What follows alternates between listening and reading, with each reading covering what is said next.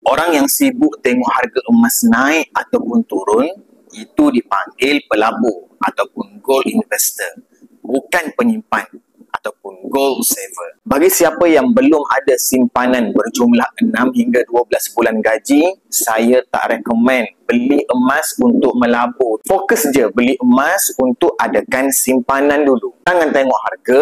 Kalau sibuk tengok harga, memang jumlah simpanan emas tak ke mana-mana. Ataupun dalam erti kata lain, tak kaya-kaya lah. Sebab asyik takut dan pening dengan harga.